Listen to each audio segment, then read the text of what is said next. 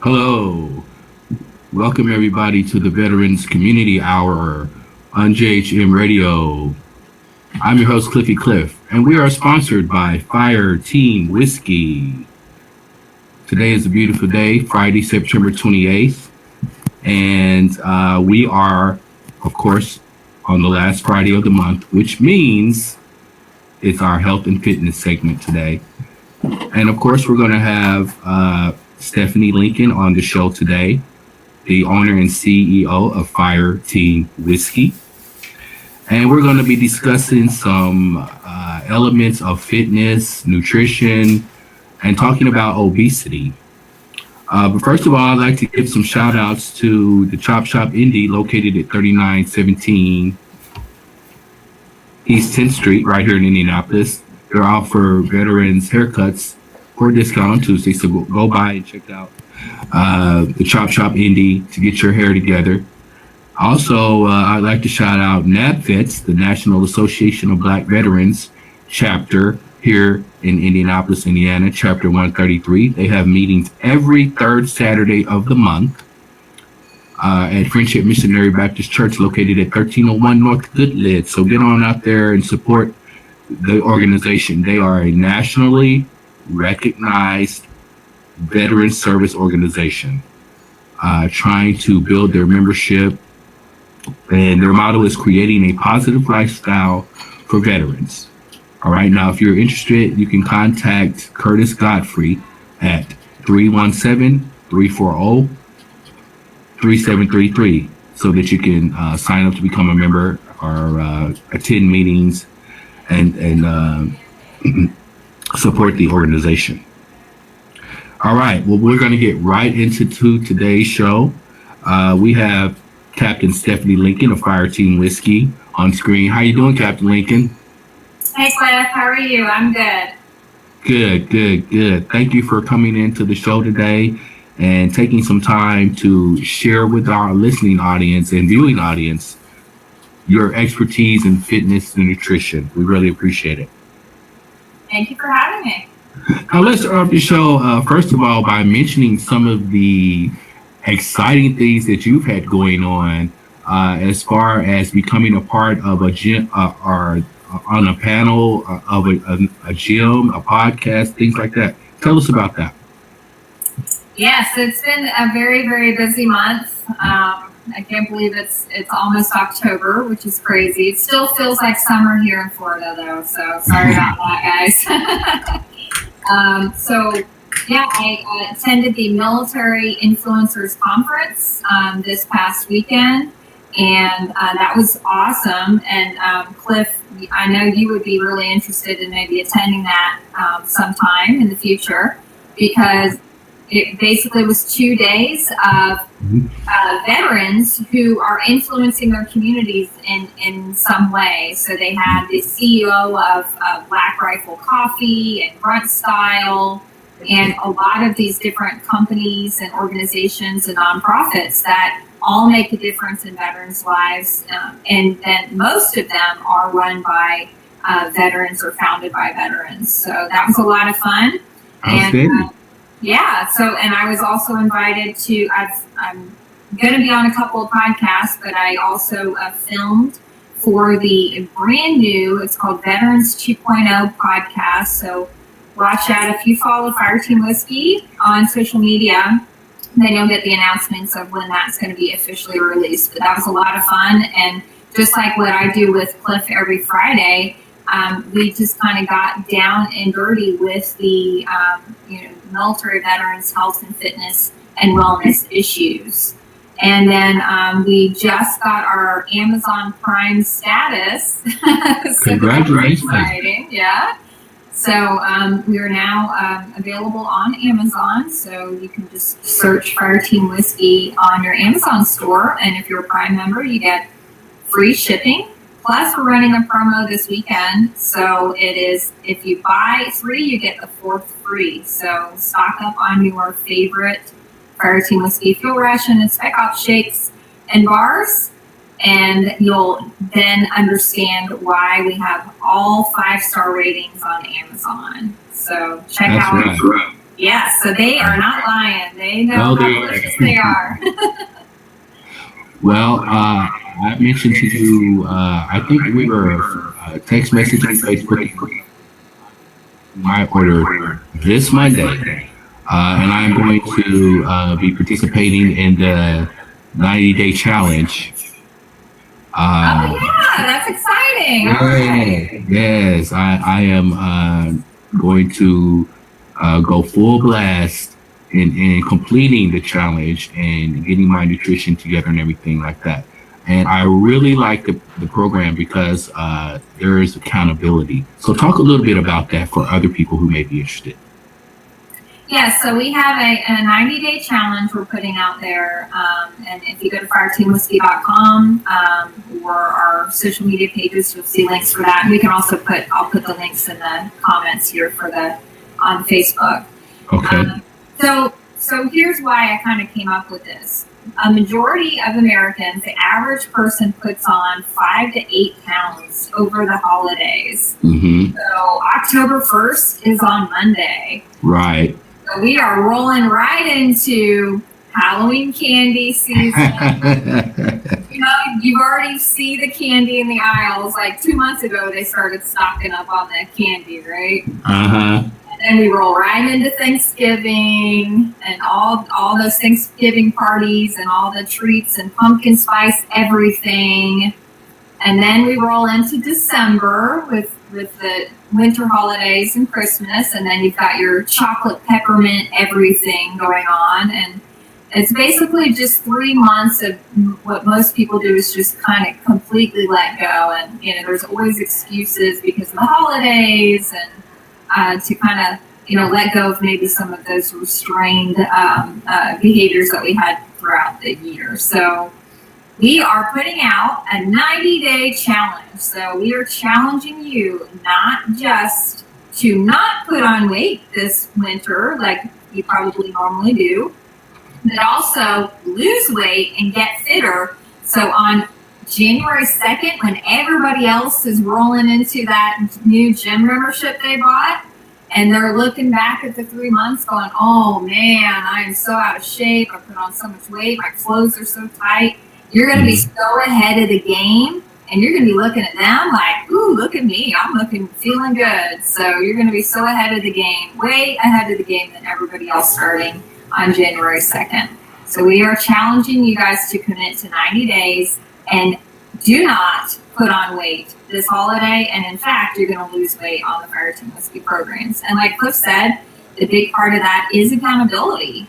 And we provide you a personal health coach that is a military veteran and a certified personal trainer and health coach that will be there for you for every single day of that 90 days, working with you, making sure you're staying on track, and that we're going to get you across that finish line in that 90 days. Outstanding. And I'm just going to segue right into today's topics. When you mentioned don't gain any weight, that's really going to be challenging for a lot of people because, as you said, we've got Halloween, we've got Thanksgiving, we've got Christmas, and traditionally those are times of the year, those holidays are times of the year when there's a lot of food going around everywhere you go. Somebody's got a ham, a turkey, dressing, and more or less comfort foods that traditionally have a lot of calories. Let's start off today's conversation as it relates to the veterans community, because, you know, veterans can get down too. We like macaroni and cheese and dressing with gravy, et cetera, et cetera. Let's start off the show today from a veteran's perspective and talk about the high fat, the implications of national obesity crisis in our armed forces. Let's talk about fat soldiers, basically, for a lack of another term that clicked in my mind right now. There is a serious obesity problem in our armed forces. Yes, absolutely. And, for some people watching this right now, they may be like, what? What are you talking about? And how could our military have an obesity crisis? That can't possibly be right. And it's actually true. Our military is actually 54% of uniformed active duty service members are either overweight or obese. Now, that's over half. So that in itself should be pretty shocking to you. And also, okay, yes, it's not as bad as the national obesity rate. Cliff, do you know what the national obesity rate is? Overweight obesity rate is? According to an article I have here from it's obesity rates on the rise among U.S. veterans. I got it from YaleNews.com. It says that the general public is 37.7% obese. Yes, that's just obesity. So if you add overweight to that statistic, 72% of Americans are either overweight or obese. Wow. So that is a third, almost a third, or it's 2/3. Excuse me. 1/3 of Americans are not overweight or obese, and 2/3 are either overweight or obese. So actually, the people who are of normal body weight or lower than normal body weight are in the minority right now in the United States. That is fascinating. Yeah, and it's shocking when you see the 54% for the military rate. And, on top of that, think about the kids and the children and the adolescents who maybe one day want to join the military, right? I mean, right. Cliff, you and I, joined the military. We were once kids, maybe a long time ago, but we were kids once. And we were young, and we rose our right hand. How old were you, Cliff, when you joined the military? I was good old 18. Okay, yeah. So you and I have that shared experience. I mean, we were straight out of high school. I raised my right hand when I was 17. You rose your right hand at the age of 18. And for kids nowadays who are 17, 18 years old, raising the right hand, unfortunately, 60% of them cannot raise the right hand because they don't meet the military enlistment fitness and health standards. Okay, let's take a minute and expound on that. 60% of today's adolescent youth will not qualify to serve our country. Correct. That goes back to a lot of issues that we're seeing in the school system. A lot of schools are taking out PE and recess, and kids just aren't as active today as they were back in our day. And it's having a residual effect because, when kids don't do active things, get out in the yard, throw the football, run around at school in recess, or have PE at school, a lot of times they come home, eat, and lay down. Or they come home, eat, and play that video game, which really isn't requiring any physical activity.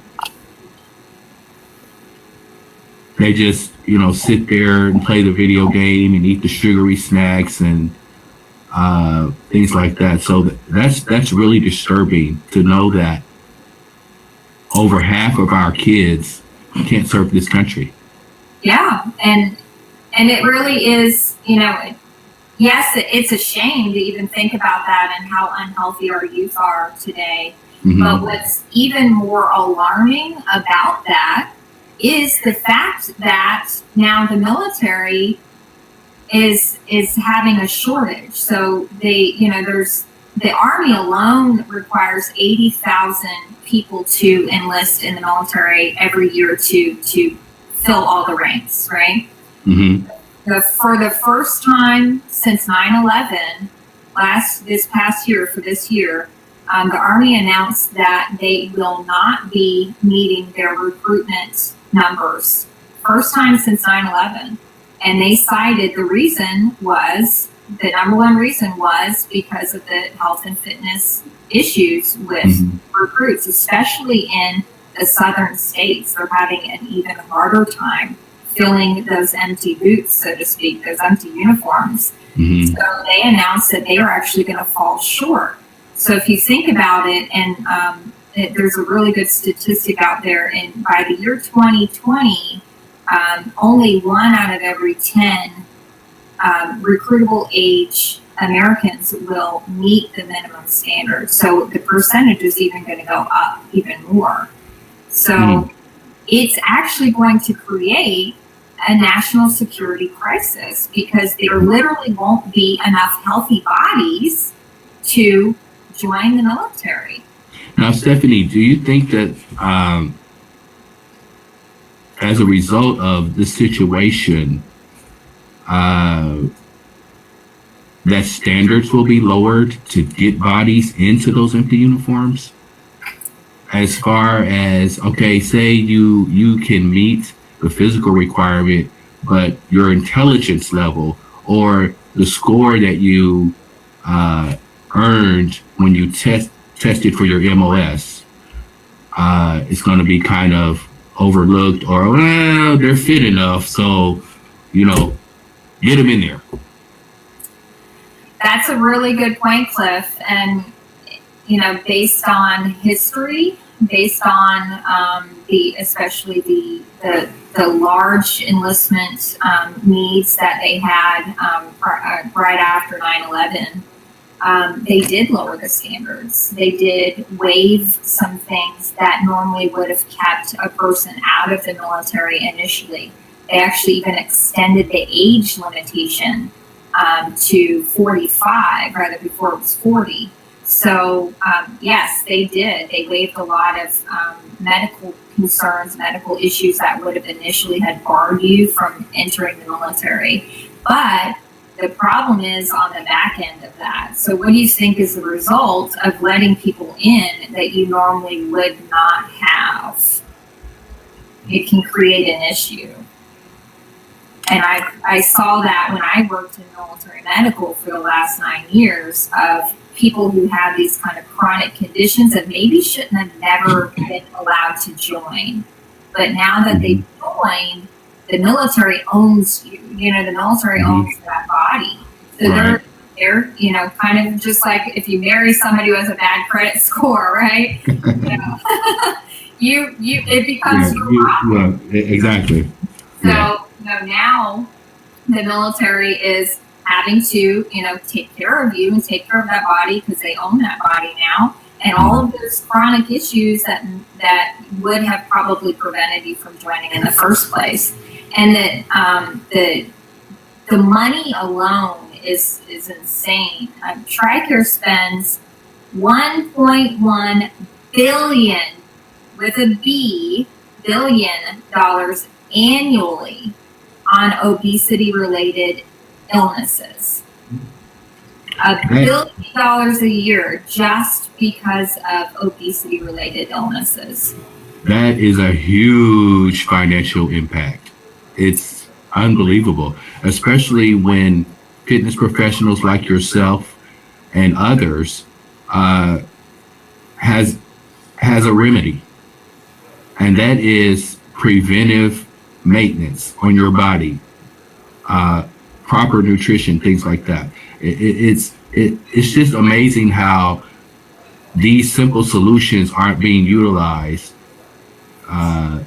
to help curb this obesity problem. Yeah, and let's talk about what the military is doing. So they've They've definitely made some efforts. I would probably give them a score of a C, maybe minus, on their efforts in this area. I mean, they definitely have identified that this is an issue. They've created some pretty good programs and educational and health educational programs online. It's armyfit.com is one of them. The R2 program, Resiliency and Ready and Resilient is another program that the Army created. So they are kind of addressing this issue.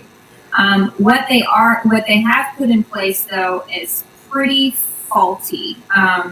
First of all, when you put health education out there, you are relying on the fact that and hoping on a wish and a prayer maybe sometimes that they're actually looking at this stuff, right? I mean, they can tear themselves away from World of Warcraft or whatever new video games play 6 hours a day, and they're actually looking at this stuff. So that's the number one.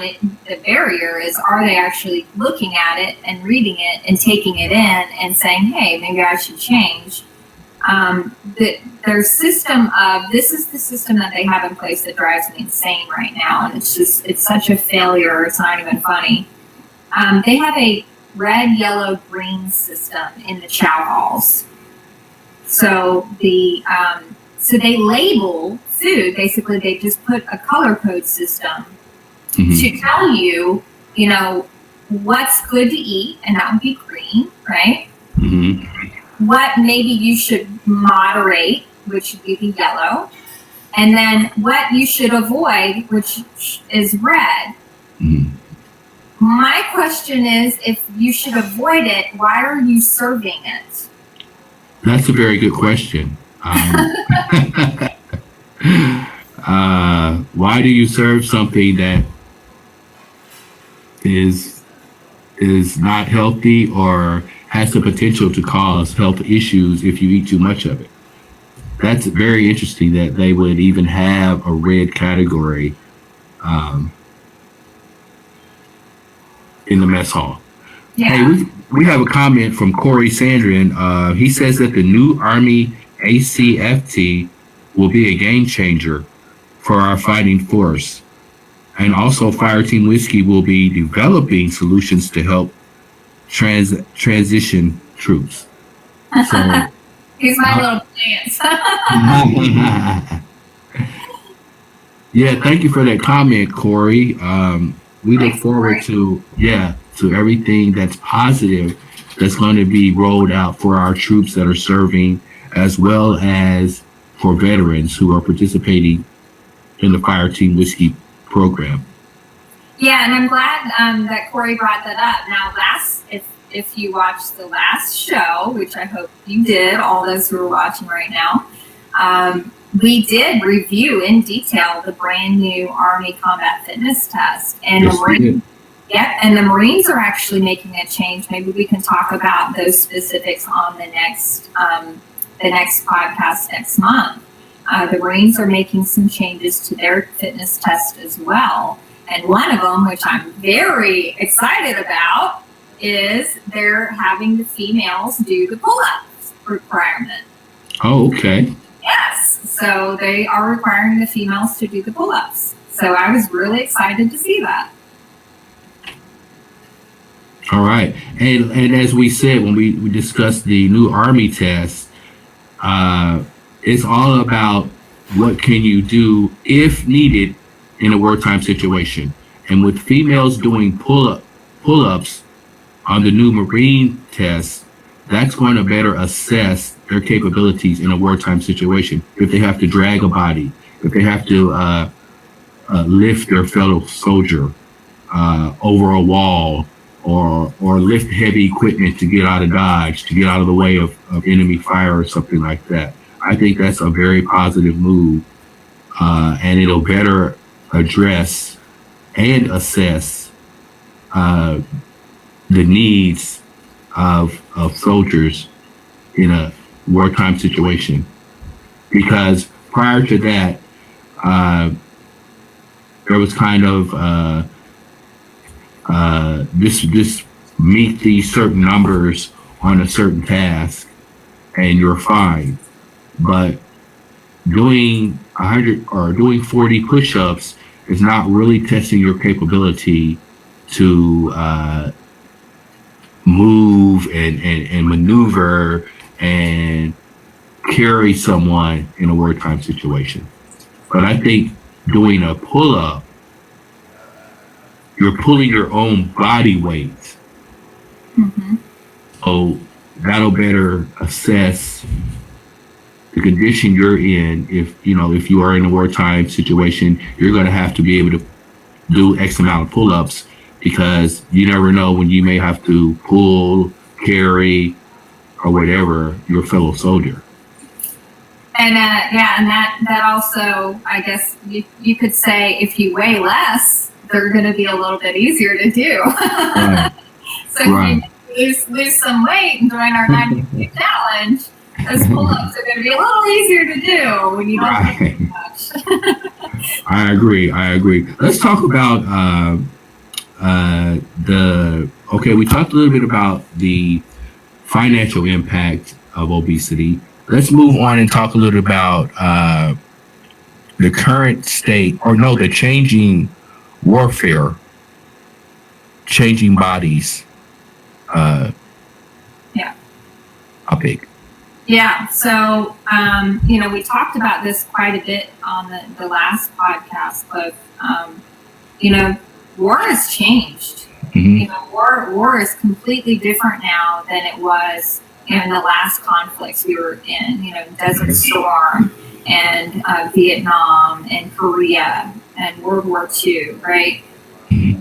The warfare has changed. Now, Vietnam is actually kind of maybe more similar to the current warfare that we're engaged in, minus all the technology that we have now. But it's more of a guerrilla style warfare, right? And I think as a force, we're not prepared for that.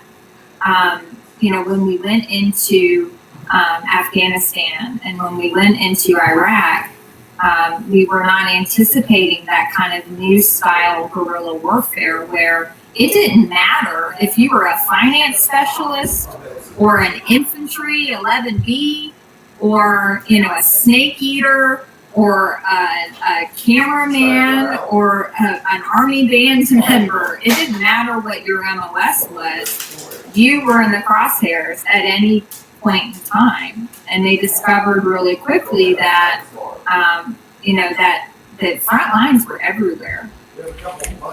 And if you were not in shape, and here's the tragedy of the whole thing, and what kind of makes me sad, I don't want to bum everybody out, but, to think back at how unprepared physically our service members were, a majority of them. Now, we have the elite special forces, right? They're in great shape. But, the people like the finance specialists and the pencil pushers and those people who weren't expecting to get into those positions physically were. And how many maybe lives were lost and really terrible injuries occurred because of the fact that they weren't physically prepared for that kind of warfare. So, I think that looking back at the kind of Cold War era, like you were saying, Cliff, what is doing push-ups tell me about your ability to fight a war? It doesn't tell me anything. It tells me that you can push yourself up off the ground a little bit, And so that's it. So now with these changing standards, with the new Marine standards, with the new Army combat fitness test, they're starting to match up the physical readiness that you are required to have when you go into the front lines, which are everywhere now. Right. Exactly.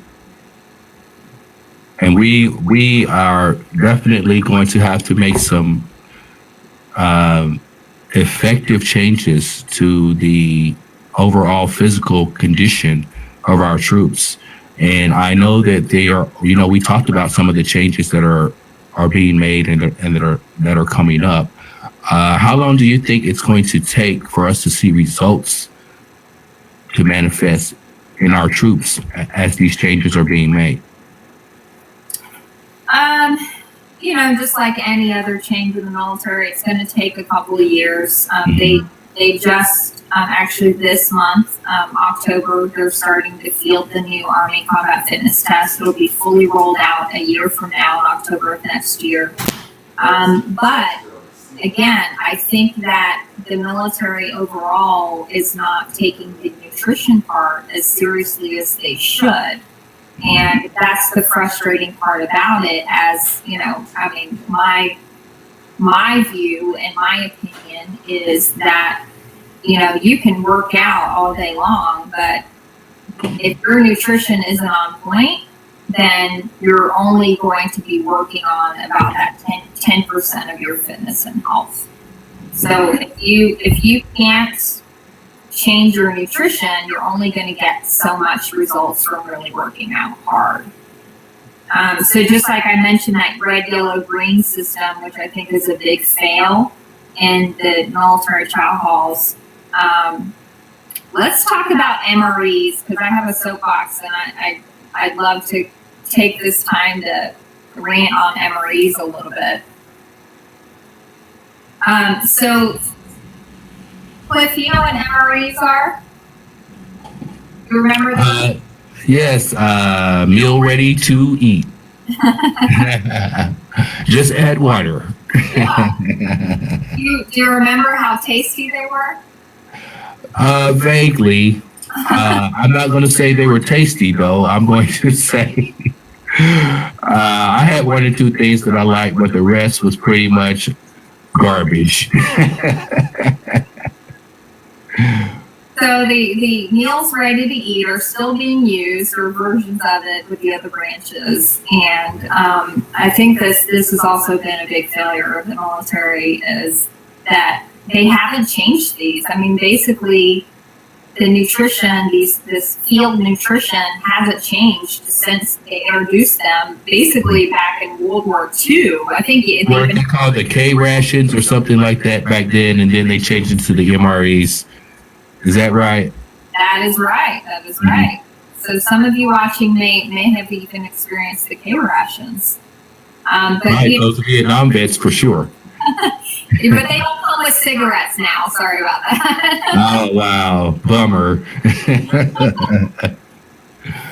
So I just want to talk about, what an MRE is, for those of you watching who don't remember, or, this might surprise you a little bit. So you used to get issued, if you were out in the field all day, you get issued 3 MREs to cover 3 meals. And the average calories in an MRE, in one MRE, now mind you get 3 for the day, is 1,250 calories.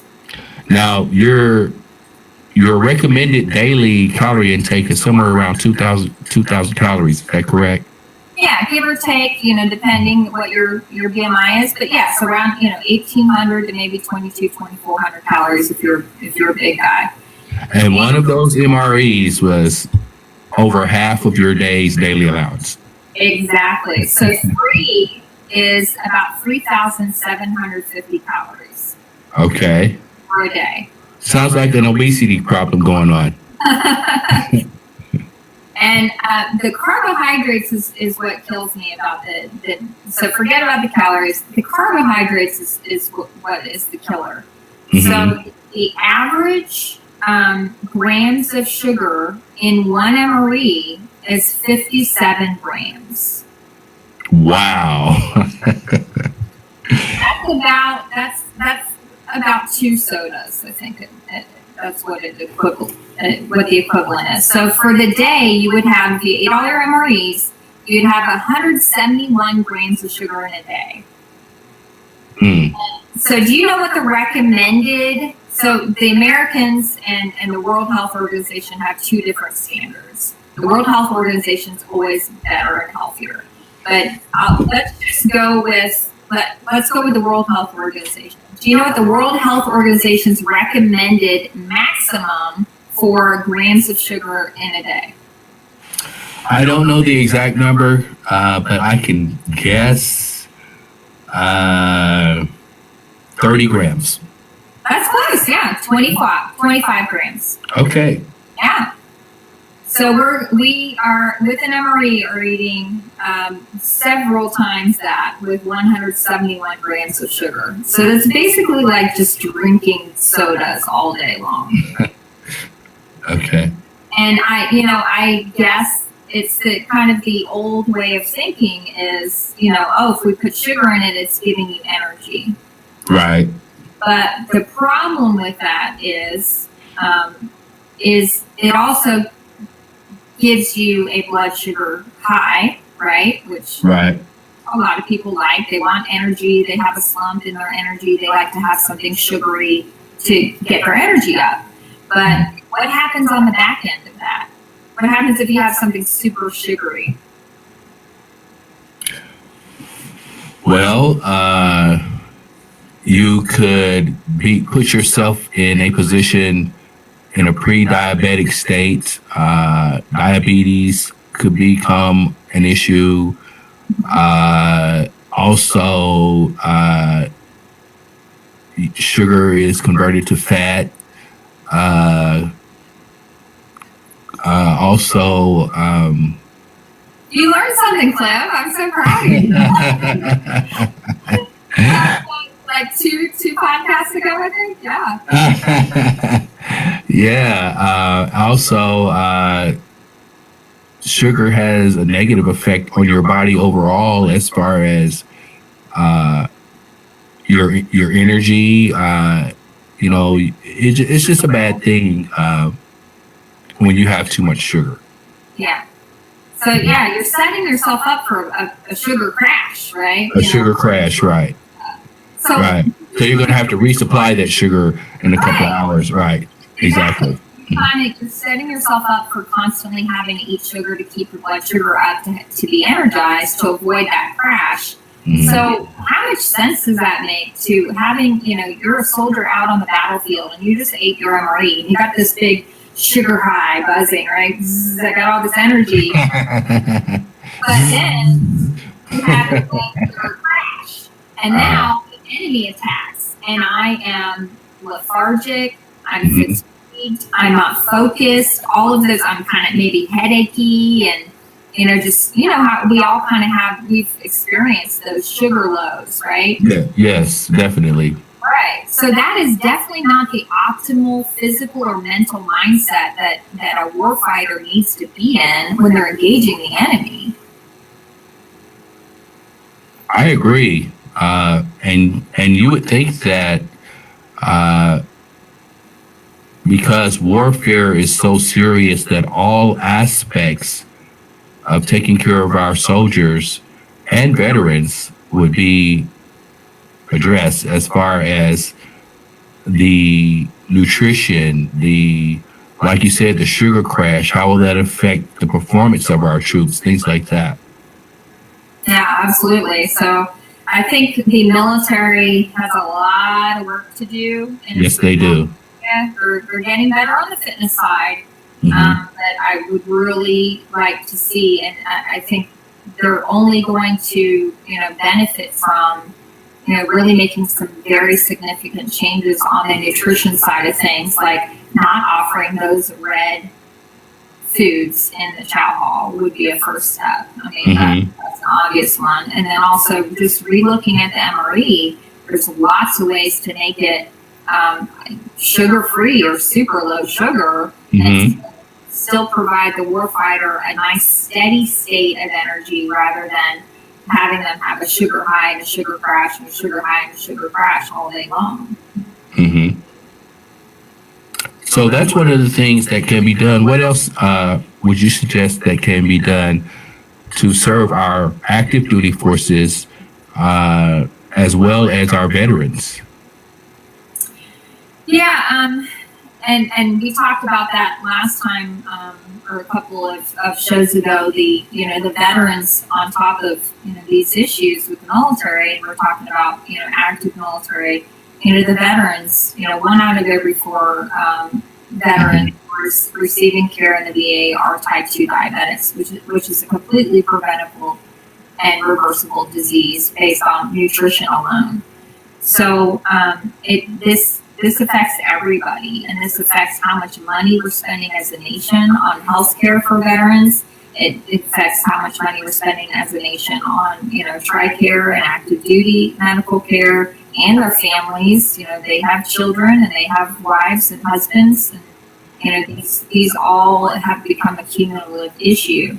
So what can be done?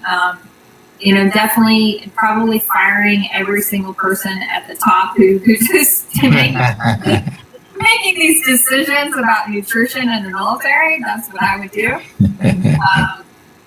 It's not that this information's not out there, and we've all been hearing lately, right? In the last, unless you live under a rock, you've been hearing, hey, there's healthy fats that are actually good. Eating low fat isn't necessarily healthy for you. Stop eating the sugar, keep it very low sugar, keep your carbs under control. With the fitness, just move more every day. Obviously for an active military member, there's a lot more to that because you need to be physically capable of, engaging in warfare types of behaviors. And they're making those changes. And I would definitely recommend, the fact that, hey, maybe we just need a smaller, more efficient force. And, that it's not really about quantity, it's about quality.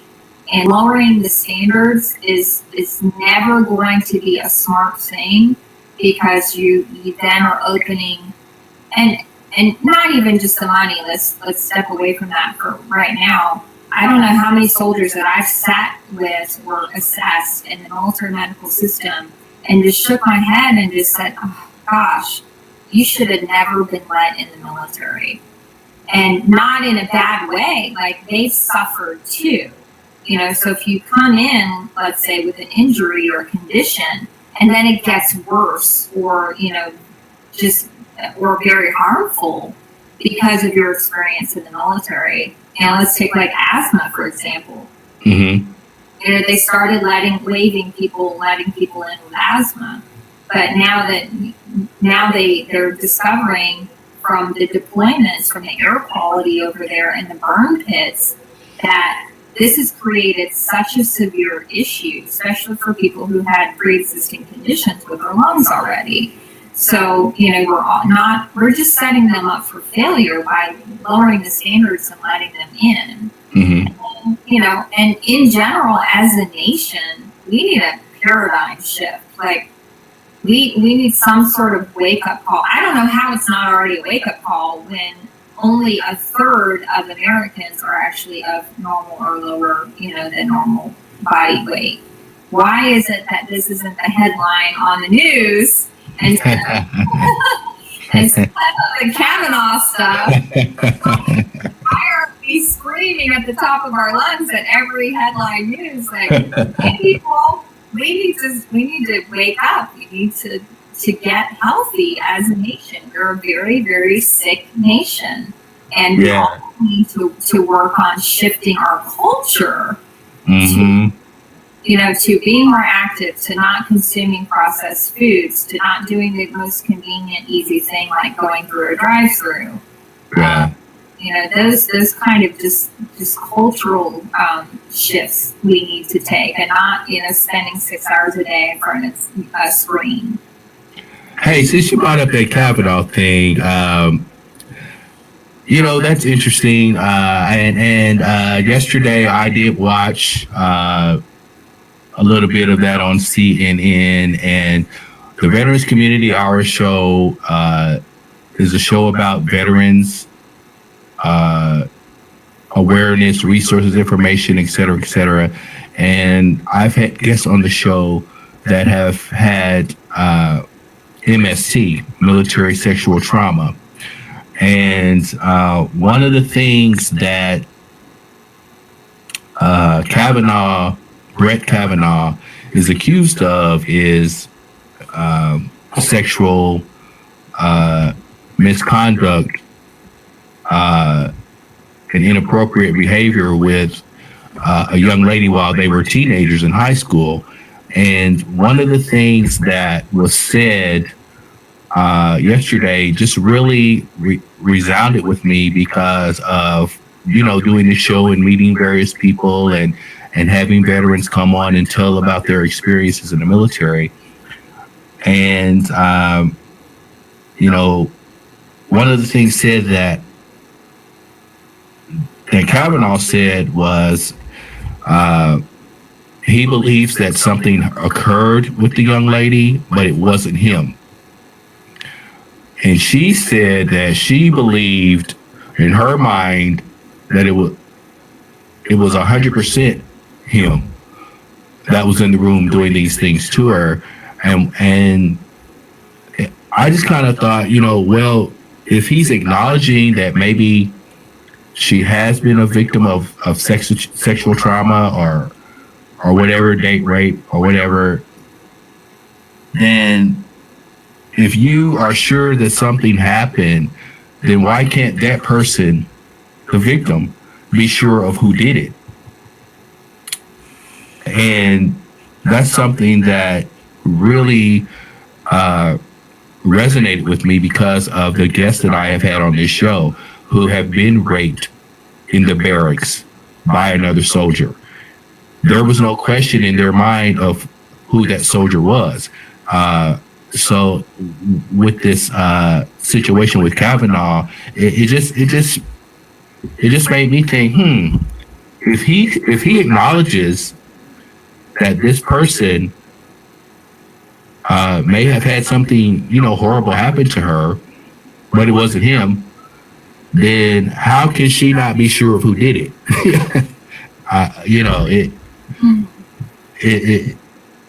It's just funny, but you're right. This should be major news for our government to address and look at how our soldiers are not being fit, or how to change that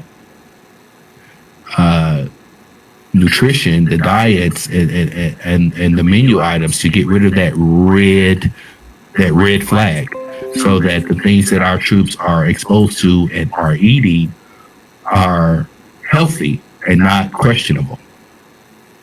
All right, we're going to take a quick break here on the Veterans Community Hour. I'm your host, Cliffy Cliff. We are sponsored by Fireteam Whiskey, and Captain Stephanie Lincoln of Fireteam Whiskey is here discussing with us health, nutrition, and fitness. So stay tuned. We'll be right back. We want to thank you all for listening to the Veterans Community Hour.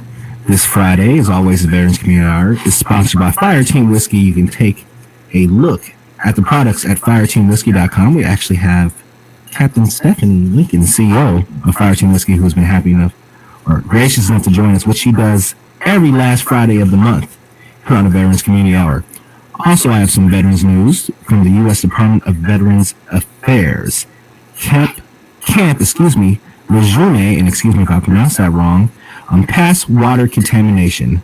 From the 1950s through the 1980s, people serving or living at the U.S. Marine Corps base Camp Lejeune, North Carolina, were potentially exposed to drinking water contaminated with industrial solvents, benzene, and other chemicals. This chemical exposure may have led to adverse health conditions. You may be eligible for a VA health benefit if you served on active duty for veterans or resided family members at Camp Lejeune for 30 days or more between August 1st, 1953 and December 31st, 1987. Again, you may be eligible for benefits, so make sure that you check this out if you think you may have been stationed or have some family stationed in this particular area. Veterans who are determined to be eligible will be eligible to receive VA health care. And it's some also additional benefits. I want you to check this out, the U.S. Department of Veteran Affairs. You can find out some more news about this. Also, I have some news from the city of Indianapolis. The city of Indianapolis and Indigo announced new Indigo Veterans Pass. Indigo in the city of Indianapolis announced the new veteran fare cards, allowing veterans to ride Indigo fixed route service fare free. The effort to provide veterans with free access to the transit system has been championed by several veterans serving organizations and Indianapolis leaders. To register, veterans must complete the enrollment process in person at the Julia Carson Transit Center. which is located on 201 East Washington Street downtown. Veterans must fill out an application, provide proof of eligibility, and also have a photo taken at the Transit Center customer service desk. Also, if you're looking for some employment in the Indianapolis area, we want to let you know Unique Home Solutions is hiring. They're hiring siding installers that work year-round. Also, Unique Home Solutions, they have some experience openings for siding leads and assistant installers, company truck and tool provided. You get some weekly pay, monthly production bonuses, and a full benefit package. You can check them out at the Unique Home Solutions website and also by calling and asking for Katie Smith at 317-337-9300. So I would say it's veteran news and updates of the Veterans Community Hour. I'm going to kick it back to Cliffy Cliff, who is on live with Captain Stephanie Lincoln of Fireteam Whiskey and fireteamwhiskey.com. All right, that was a quick commercial break, and we are back with Captain Lincoln, and we've got a couple of more topics we want to cover here as we're winding the show up today. We talked a little bit before the break, Captain Lincoln, about lowering the bar and a smaller, more efficient force to address some of these issues, because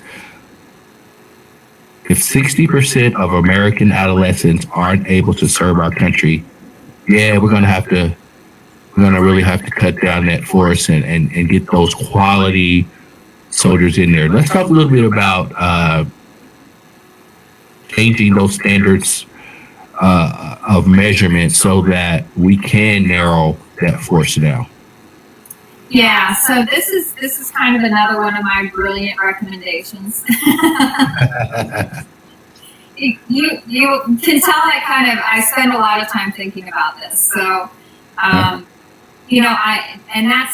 that's the military in me, right? That we're taught in the military, don't just complain about the problem.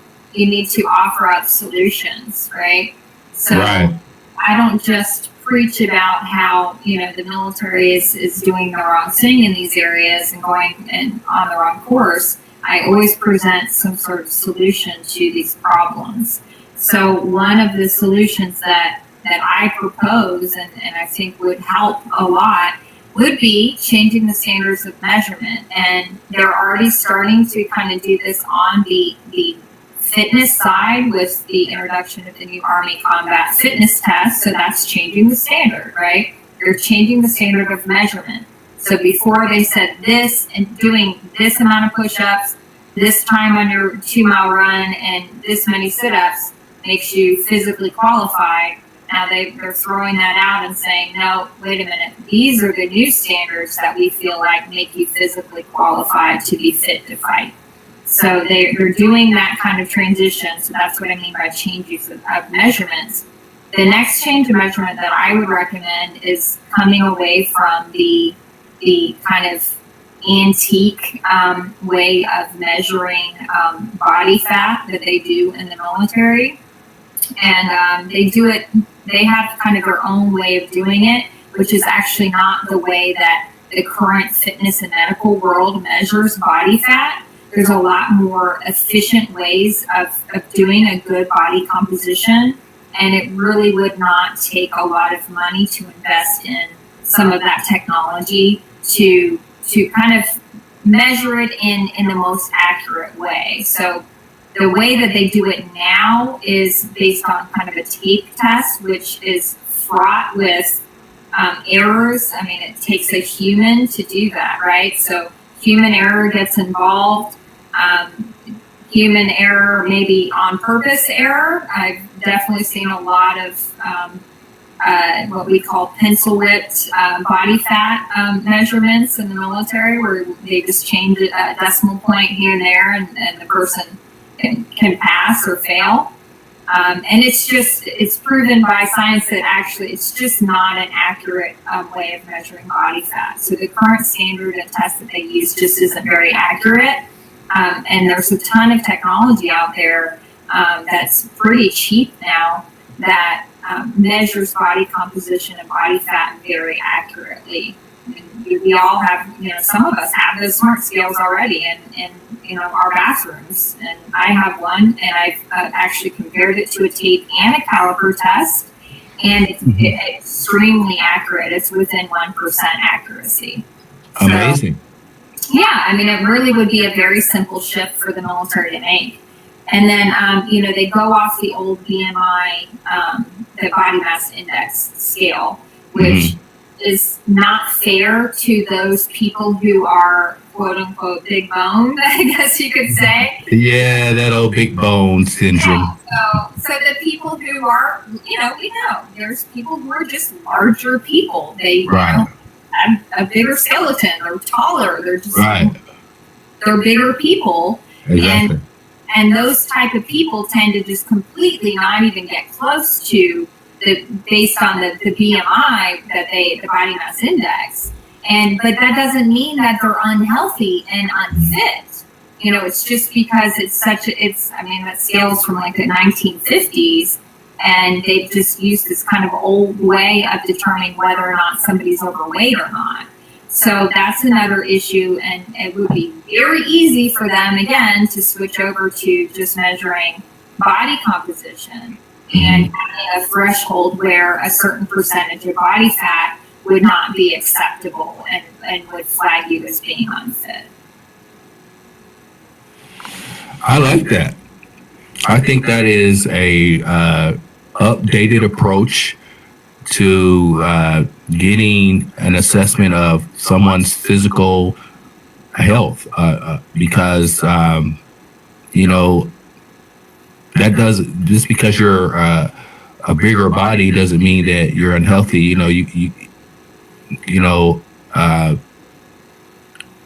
It takes all types to make the world go round, and it takes all types of individuals to serve our country. Bigger, stronger, smaller, medium. Your fitness level is what's really important.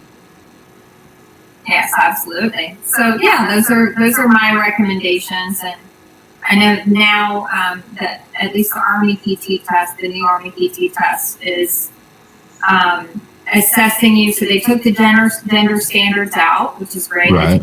Age standards out, which is great. I love the way they're going with that. And they also are assessing based on your military job. So if you have specific MOSs that are maybe more physically inclined, then you actually have a higher standard minimum that you have to meet, which I do like. Again, you could run into the danger, though, a little bit of hey, let's look at our current warfare. It doesn't really matter if I'm a finance specialist, because, if we get attacked, we get attacked. I can't just say, oh, no, you can't attack me. I'm a finance specialist. I can't be a cop. No, that's not the way current warfare works. So, holding me to a lower standard, I question that a little bit. I understand the need for a higher standard for MOSs like engineers and infantry, people, and ADA, people like that who are lifting heavy equipment and moving very fast. But I kind of question the standard of maybe having a lower standard for the other like MOSs that are considered more administrative. Right. That is going to be an interesting development, and we'll just see how it plays out. And like you said earlier, it's going to take a couple of years for us to really get a good grasp on how successful these new changes are with the Army physical fitness test, as well as the upcoming changes that the Marines are making. Yeah. All right. Well, we are wrapping up today's show. Captain Lincoln, thank you so much again for taking the time out to contribute to the Veterans Community Hour. And by the way, ladies and gentlemen, Captain Lincoln and Fireteam Whiskey is sponsoring the Veterans Community Hour. So make sure you visit her Facebook page and her website, fireteamwhiskey.com. Purchase some of her great nutritional products. And by the way, Captain Lincoln, do you have a healthy recipe for us this week?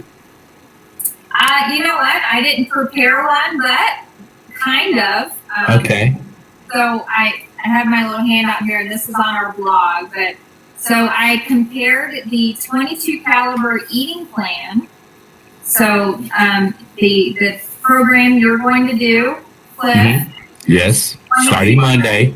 Yep, the 22 caliber is the first eating plan that you go on. Okay. And I'm going to compare that to an MRE. So for a day of MREs, if you ate MREs for a day, you would eat 3,750 calories. And on the Fire Team Whiskey plan, you get 3 meals and 2 snacks a day. Mm-hmm. And that would total no greater than 2,139 calories. I just lost 2 pounds. And the carbohydrates, the macros on that, so we do 60% fat, 15% carbohydrates, 25% protein.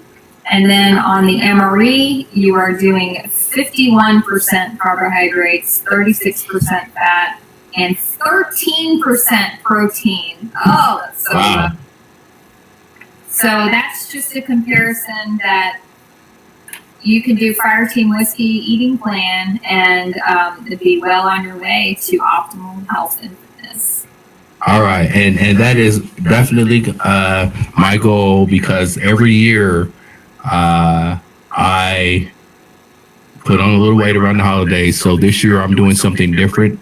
I thank you so much for coming up with this plan for people to utilize and try out and implement into their daily lives. And I look forward to sharing my success with you and the rest of Fire Team Whiskey and all of the other participants in this 90-day challenge. Awesome. Can't wait. All right. Well, do you want to give out some contact information, Captain? We're wrapping today's show up. Yep, just go to our website, fireteamwhiskey.com, and we are on Facebook at Fire Team Whiskey, Instagram, Fire Team Whiskey, Military Health and Fitness, and Twitter, Fire Team Whiskey. I guess those are the big 3. We're everywhere else, but just go to fireteamwhiskey.com. All of our social media icons are at the bottom of the page. Yes, and Captain Lincoln also posts videos of her getting it in, working out, staying fit. That's very motivational. So I recommend that everybody check out her social media platform and her social media presence and get inspired by what she does, and share this with your family and even your children as well. Childhood obesity is a major issue as well. And as I said earlier, they're taking out PE and recess in schools here in Indiana. I don't know about there in Florida, but a lot of children now do not get any physical activity whatsoever. So look at those videos and get motivated. Yeah, and also just to give a little shout out to some of our Fire Team Whiskey participants.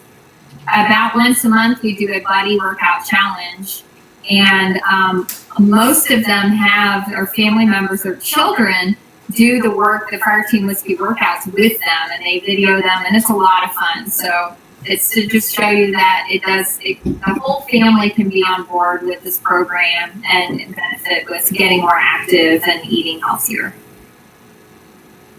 All right. Well, I want to thank everybody for tuning into the Veterans Community Hour here on JHM Radio. I'm your host, Cliff, and tune in next week when we'll have another exciting show. Have a great, safe weekend, everybody. Good night.